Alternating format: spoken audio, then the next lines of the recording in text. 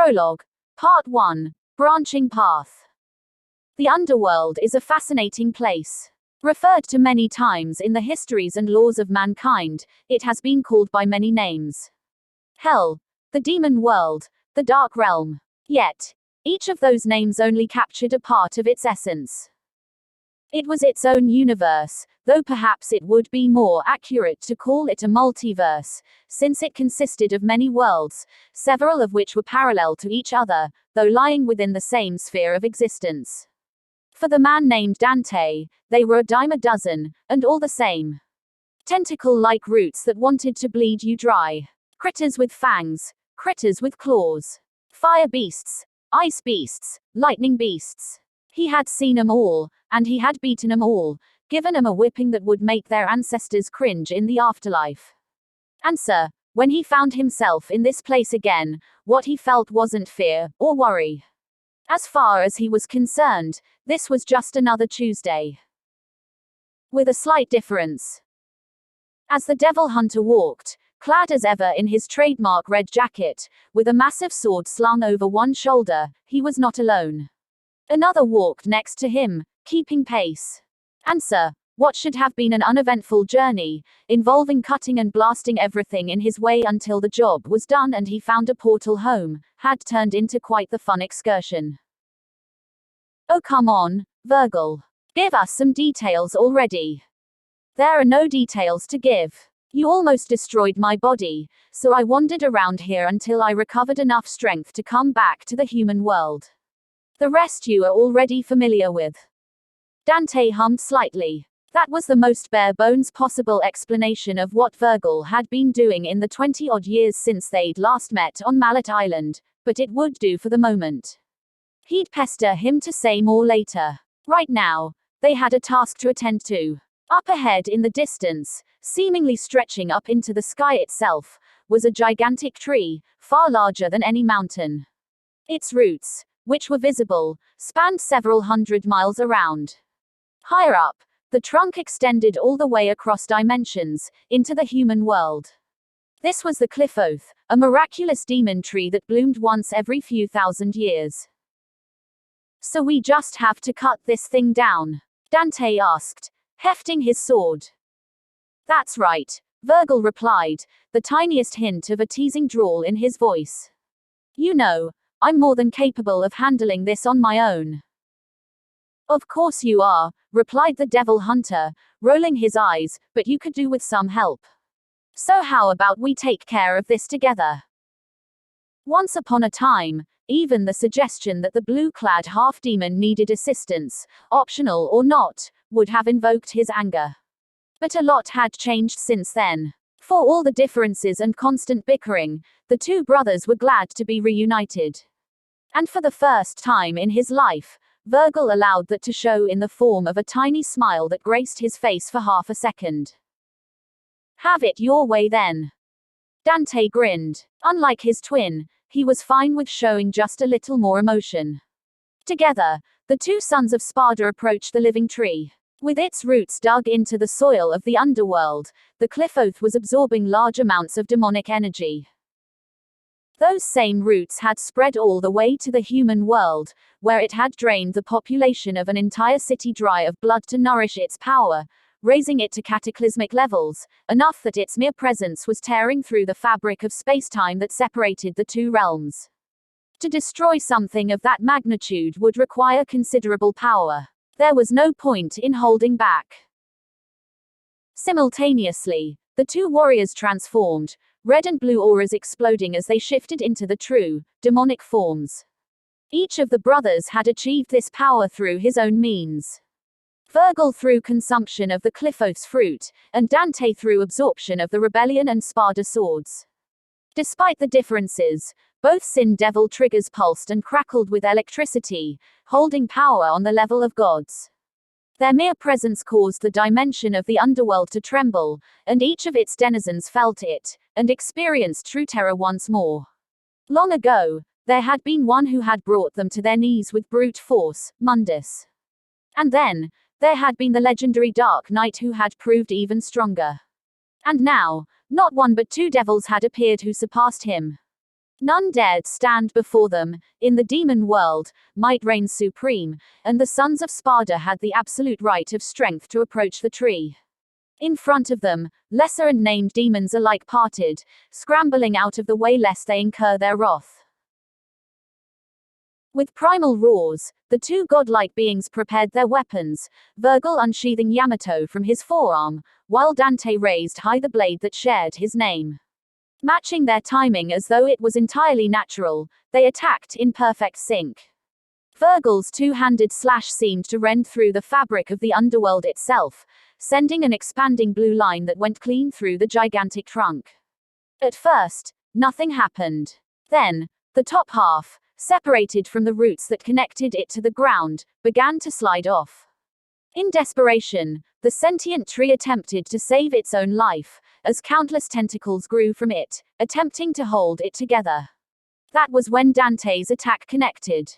A single swing sent forth a river of red blades made of energy, stretching across the miles that separated him from the tree.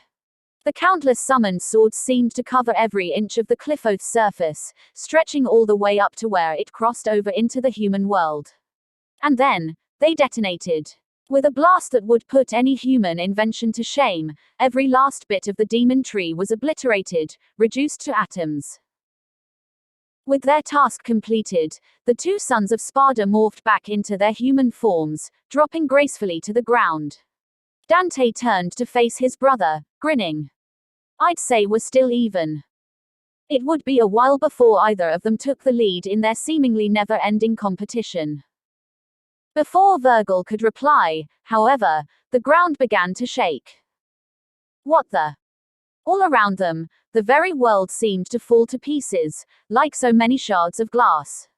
With each piece that fell away, a swirling mass of everything and nothing was laid bare. What the hell's going on? Said Dante, teeth bared. The tree, destroying it, released too much power. The wall between dimensions is being torn apart. Vergil, owing to his experience with the Yamato, could recognize the signs of what was happening. I thought you said cutting down the roots would close the opening.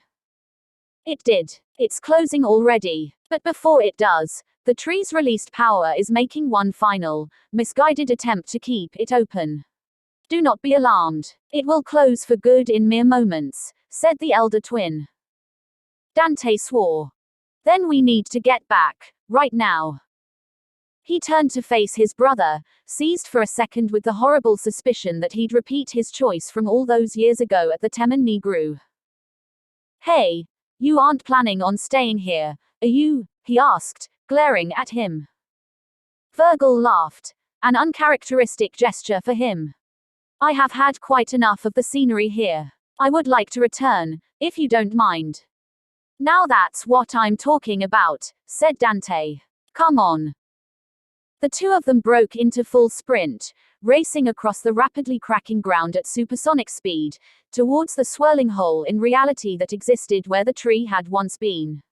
Even as they approached, the portal grew smaller. Can't you just make another one of those with the Yamato? Asked Dante as they ran. Not likely. The dimension is too unstable already. If we rip it apart, we will be lost in limbo for eternity. Dante swore, and the two of them sped up.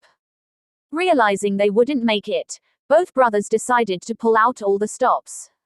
They would need to recover some energy before they could transform again, but that wasn't the only way to move faster. It was now only 10 meters to the portal. Vergil's silhouette flashed blue, and he disappeared, using a Dark Slayer teleportation technique called a trick. Dante, on the other hand, jumped. Behind him, a floating red magic circle shimmered in the air, and as soon as he placed his feet on it, it hurled him forward. This was a trickster-style move called a Sky Star, which he had developed for high-speed dashes. This was it. They had done all they could. Now it was just a matter of seeing if it would be enough. And, as a matter of fact, it was. Both brothers reached the gap in reality right in time. However, fate had played a hand neither of them had seen coming. The limbo space between worlds is common.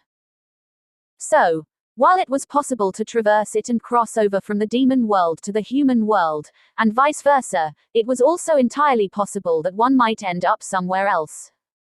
Indeed, humans exist in more than one universe. Answer: the single portal split into two, each leading to a different realm. A moment later, Vergil found himself in the familiar destroyed streets of Redgrave City. As for Dante, he opened his eyes, and saw a forest with leaves as red as his own jacket. Prologue. Part 2. Whole new world. Dante looked around, puzzled. He didn't recognize the forest he had arrived in at all. The portal had closed behind him right after he had come out of it. The space around him seemed completely normal. No rips and tears, no swirling masses of energy that might take him somewhere else. And of course, Dante did not have the Yamato. He started walking. As he did so, he looked curiously at the trees. The branches were a rather beautiful black, while the leaves were a bright shade of red. They weren't dry like leaves in autumn though. This just seemed to be their natural color. Dante had never seen trees like this. He had certainly never been in a forest like this. Nor could he remember reading about it.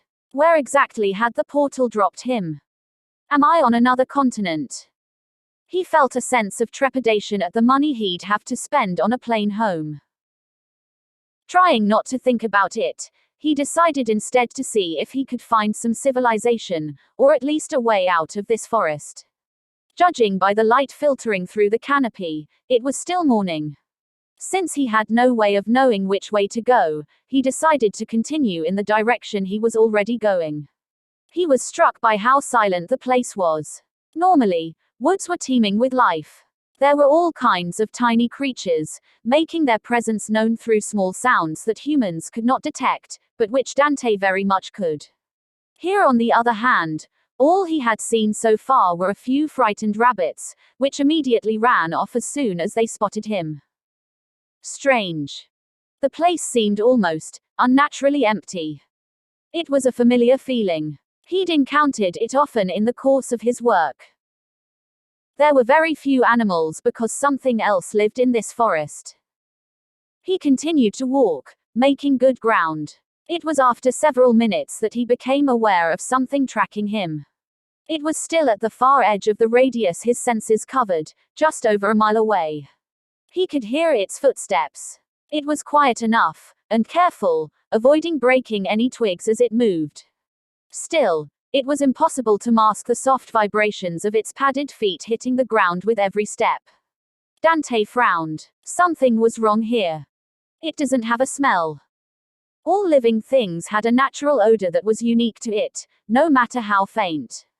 Even demons that were basically spirits possessing inorganic objects, such as the Angelos, had a smell. Over the course of many battles, he discovered that this was because of small organic growths that took place inside the armors, probably as a result of the demonic presence in them. Beings that were in the form of reanimated corpses had especially pungent smells, for obvious reasons.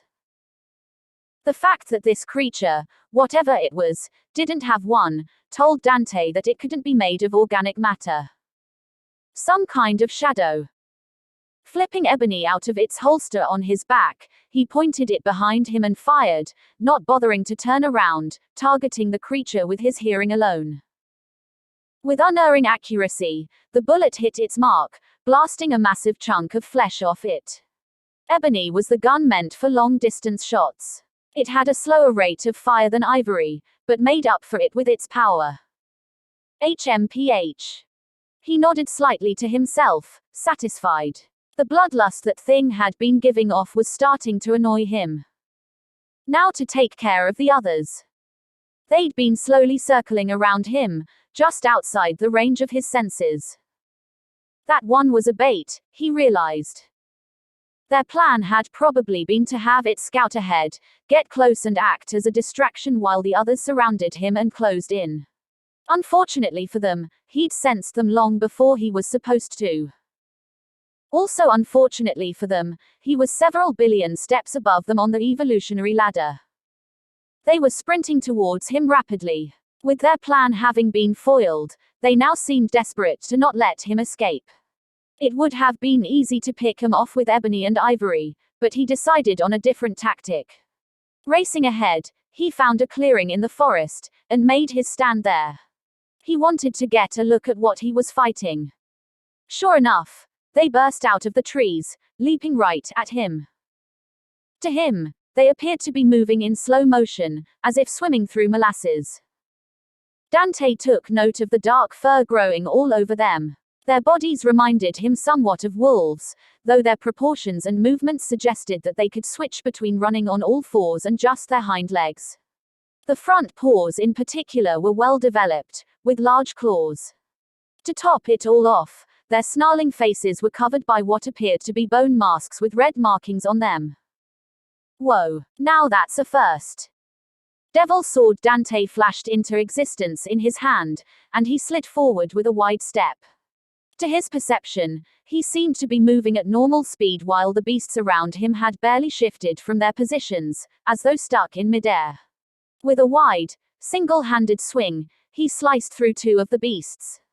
Immediately changing direction, he charged and lashed out with a savage kick that shattered its target's ribcage, sending the crumpled body flying backwards. Grabbing the sword with both hands, he disposed of two more with diagonal slashes. With only one remaining, he shot forward in a burst of speed that far surpassed even what he himself had displayed so far. The eyes on the demonic blade glowed red as a million stabs shredded his enemy into bits. With a final swing, Dante disposed of the blood on his sword, before allowing it to vanish in a burst of flames, to be called again when needed. As his battle focus ended, the world around him appeared to speed up a little, and the dismembered, broken and diced up corpses of the monsters hit the ground. No sooner had they done so, than they began to fade, turning to ashes which were blown away by the wind. That's it. Isn't there supposed to be fire where there's smoke? Still, the acrid burning smell they left in their wake was similar to that of charred corpses. Yet, Dante hadn't used any kind of heat-based attacks on them. He decided to file away the info, along with the fact that whatever these creatures were, they disappeared once defeated. Along with the fact that they had no smell until they started to fade, their shadowy nature, and a gut feeling he had, Dante came to a tentative conclusion: these things weren't alive. Whatever, I suppose you all want to play as well, huh? The silver-haired devil stood at total ease, a jauntiness to his gesture. He was completely unbothered by the fact that there were rustling noises all around him, as well as the sound of heavy footsteps. Moments later, no sooner than two gigantic creatures emerged, knocking entire trees aside as they did. Right away, they were recognizable as scorpions. That is, if scorpions were the size of small houses. Their massive bodies were covered almost everywhere by thick, white, bone-like armor. Heavy tails curled ominously, while each of them clicked a pair of enormous pincers. Dante sighed. I don't suppose I can convince you to just walk away, can I? All he got in response was loud, insectoid screeching, before the monsters attacked. A pair of sharply spiked tails buried themselves into the ground where he had been standing, just a moment ago. Dante, meanwhile, was 20 feet in the air, having seen the attack coming from miles away. Go to hell. Responding to his will, a pair of gauntlets and greaves materialized on his hands and feet. A red magic circle appeared, and he pushed off it, so that he was now right above one of the scorpions. Pulling back his fist, he dropped, coming down with a ground pound. The creature's only bit of good fortune was that it died instantly. The blow smashed its armor as though it was made of thin glass, and the gauntleted hand continued on its path, utterly crushing the insectoid monster's torso against the ground. The punch had actually flattened it like a pancake. Dante rose to his feet and turned around to face the remaining scorpion, who had witnessed all too well the fate that had befallen its brethren. As the devil hunter walked towards him, his silhouette seemed to burn with a red aura. The monster skittered backwards, pincers clicking as it tried to retreat. For the very first time in its existence, it was feeling the emotion it had inspired in all its victims. Pure unadulterated fear. It had no idea what sort of being it had stumbled upon. The red-clad one was not human. He was some kind of ancient horror beyond its understanding, and it wanted no part of him. But it was too late. Moving forward in a blur, Dante closed the distance between them, striking out with jabs. The perfect, graceful boxing form belied the terrifying strength and brutality behind the strikes, which dented the scorpion's armor and caved in its skull. As each blow landed, a deep voice, infernal in nature, roared in glee, counting. 5, 6, 7, 8, 9, 10. As the 10th blow struck, the gauntlet came to life, blazing with white-hot fire. Not a single blade of grass or tree was harmed, a testament to the perfect control of the devil arms wielder. Rising Dragon. In a final show of stunning athleticism and devastating might, he struck the beast with a leaping, spinning uppercut. The initial impact drove his fist clean through its skull, while the subsequent whirling flames emitted by his weapon burned its entire body to ashes. The devil hunter landed softly, allowing Balrog to dematerialize. The devil arm seemed disappointed that was all the action it was getting for the moment. Somehow, I have a feeling you'll be getting plenty more. So saying, he continued on his way. Several miles away, Ozpin stared at the scroll he was holding. His expression remained for the most part stoic, but those who knew him would have noticed the subtle tightening of his jaws, the almost unnoticeable frown. He was concerned by what he had seen. A pack of Beowulfs he could understand, though even then, it was rare to see them taken down with such ease. But 2 Deathstalkers. Normally, it took teams of 4 hunters to deal with one. There were a few elites who could take on such large Grimm alone, but it always took effort, and was never easy. And yet, that man in red had utterly decimated them. Ozpin couldn't tell what was scarier, the fact that he had barely been able to follow his movements, or the fact that he was strong enough to straight up break Deathstalker armor with a single punch. Ozpin, what do we do? Next to him stood a tall, elegant woman with her light blonde hair neatly tied back. Her sharp expression was somehow intensified by the glasses she wore, overall giving her an air of strictness that had intimidated many a hunter in training. True to her standing as a veteran hunter herself, she remained calm and composed, even after what she had witnessed. However, it was not lost on Ozpin that she was nervously tapping her riding crop against her thigh. The headmaster of Beacon had seen a fair few strange and incredible things over the years. He wasn't easily shaken, but it seemed life still found ways to surprise him. He turned his attention back to the scroll, to the live feed from the forest. The man in red was still going in the same direction. If he continued, then before long, he'd be at the ruins where the students were supposed to collect the relics needed for them to pass the initiation. At his current pace, if you considered the fact that he wouldn't be slowed down in the least by any Grimm he came across, he'd actually reach the place before any of the students. That would be a problem. But far more importantly, he was not an ordinary warrior. Ozpin had learned long ago that against enemies like those he fought against, powerful allies were invaluable. And he would much rather have the mysterious hunter on his side than against him. Yet, he had a feeling that sending down some guards to escort him to the school wouldn't be a great idea. Maybe it was the cocky walk, or the casual attitude, but something told him he wasn't the type who'd take kindly to any sort of authority being imposed on him, or having someone sent to bring him back. He and Crow would get along well, methinks. Ozpin sighed. We should go meet him, he said to Glinda. The chief instructor did not seem surprised by his decision. Over the years, she had gotten an idea of what to expect from Ozpin. That is, to be prepared for anything at all. She simply nodded. A part of her was even eager to confront the man. He was obviously powerful, and could be dangerous. It was best to ascertain his intentions right away. The 2 of them made their way down to the forest, using a much gentler method than being launched off the cliff by a spring pad. Meanwhile, Dante himself continued to make his way through the forest. To his disappointment, he didn't run into any other monsters after the two scorpions. Of course, the simple reason for this was that more than a few Grimm had taken note of what had happened to those who crossed his path, and had decided they'd much rather wait for hunters they had at least some chance of defeating. Lifeless or not, they had survival instincts. "Okay, I'm starting to get real tired of this shit," said the devil hunter. It was true. He'd had a long, long day, and this portal separating him from his brother again meant he was close to the end of his patience. Why did things always end up like this? Just for once, couldn't he have a normal job?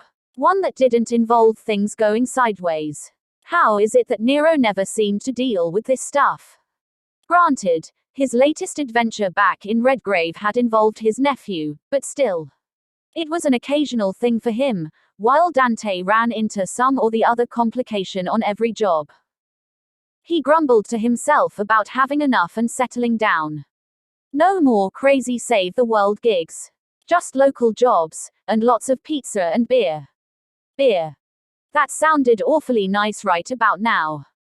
So engrossed was he in his fantasies about the cool beverage, he almost didn't hear the footsteps coming towards him. Almost. "About time I had some company," he said aloud. "So, are you the welcoming party?" Ozpin and Glinda stopped, 10 feet away. "How did he?" the telekinetic witch muttered. They had been walking as silently as they could. Even Grimm would have had a hard time hearing them coming. And they'd made sure to stay downwind of him. Ozpin shook his head, gesturing at her to move forward. The two of them stepped into the clearing, and approached Dante. Up close, they had to admit, the devil hunter was even more impressive. Though relaxed, he seemed like he could move immediately, to react to an attack or go on the offensive himself. He also had an impressive build, standing well over 6 feet while his jacket did little to hide that he had a powerful physique. They also noted that aside from 2 pistols strapped to his back, he did not appear to be armed. The massive sword and flaming gauntlets he had used earlier were nowhere to be seen. His silver hair was a little on the long side, and slightly unkempt. He was also sporting a bit of stubble. From that, and the state of his jacket, he seemed to have been on the road for quite a while. Yet another thing that marked him out as an expert hunter of all things monstrous. As for the half-demon himself, he observed the new arrivals just as carefully. Both the man and the woman were tall, standing around his own height. They looked to be in good shape, and walked with good posture, their bearing and movements those of trained fighters. The man carried a simple walking stick, while the woman gripped a riding crop, which made Dante raise an eyebrow in amusement. From the way they held those tools, he immediately knew they were actually weapons. Well, at the very least, neither of them were civilians, meaning the beating around the bush would be kept to a minimum. "Greetings," said the man in the black coat. "It is rather unusual to find a traveler in the forest of Forever Fall. I am Ozpin." "Glinda Goodwitch," the woman said tightly, keeping her eyes trained on the stranger, and not hiding her wariness of him. Dante raised both eyebrows. "Ozpin, Glinda Goodwitch. They're really going to make these references right in front of me." He almost felt like applauding the audacity of their humor. But by the looks on their faces, it didn't seem like either of them were joking. Unless they were absolutely incredible at keeping a poker face. Either way, he decided to play along for the moment. "I'm Dante," he replied.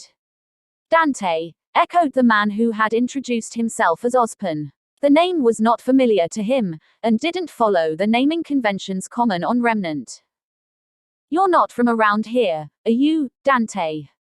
The question seemed innocent enough, but the devil hunter knew what was happening. And of course, two could play at this game. "Where exactly is here?" he asked in return. Ozpin and Glinda exchanged glances. When the headmaster answered, it was in a casual enough tone, though he was cautious.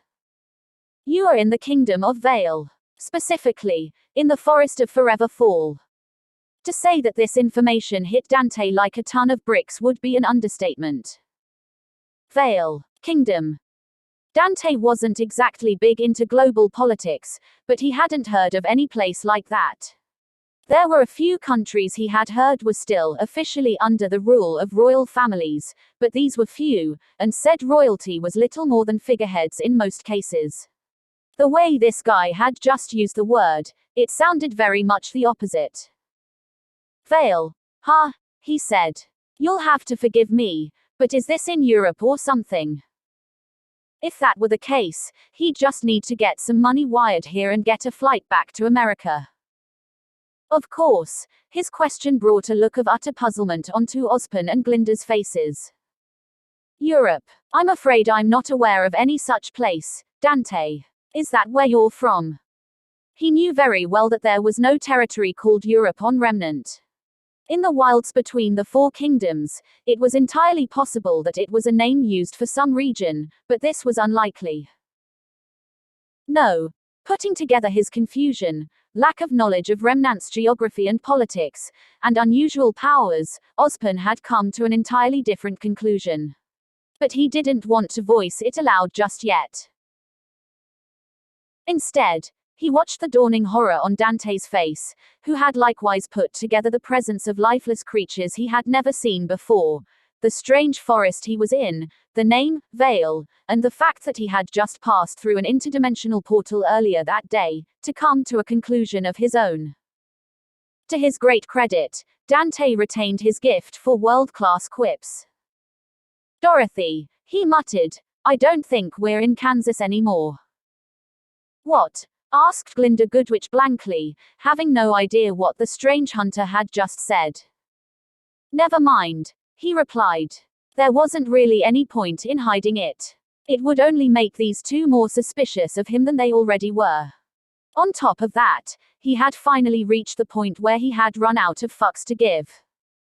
I'm from another world, he said bluntly. To his surprise, Ozpin nodded. Just as I thought, he said. I knew right away that you were unlike anyone I have seen on Remnant.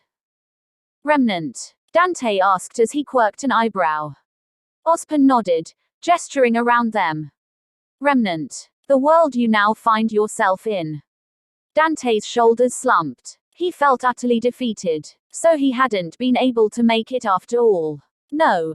It had just been that damned portal. The Qliphoth had found one last way to screw him over. He was stuck here.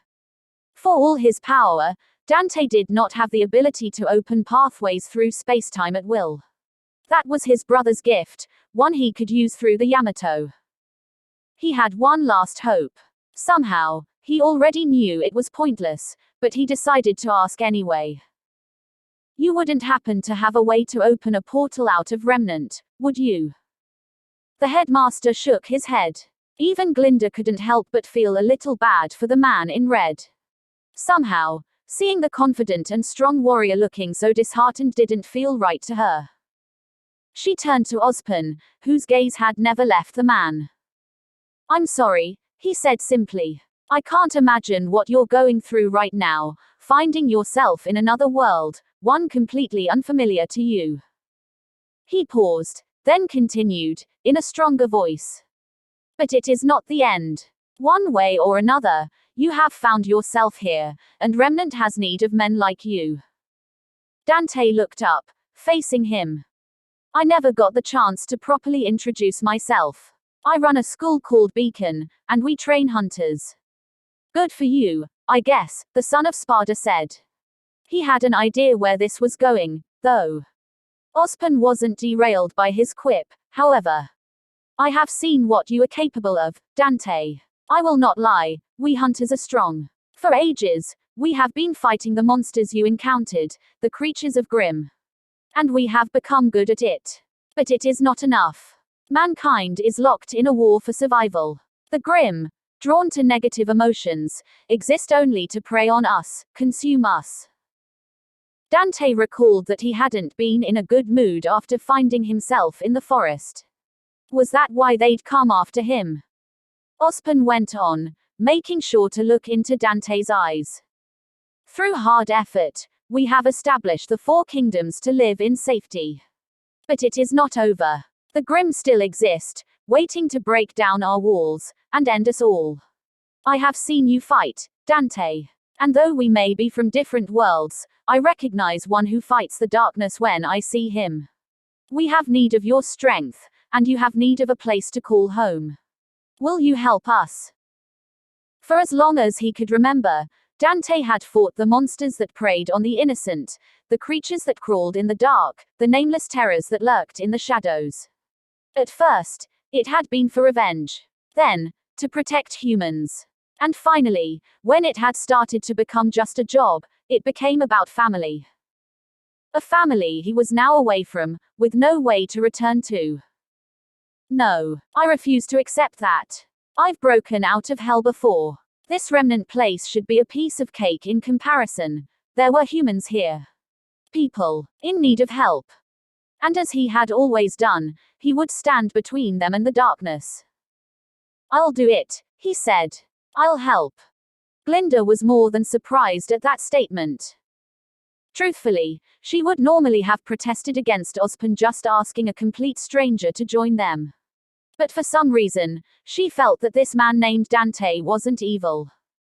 So, he said, what's the gig? What do you need me to hunt down?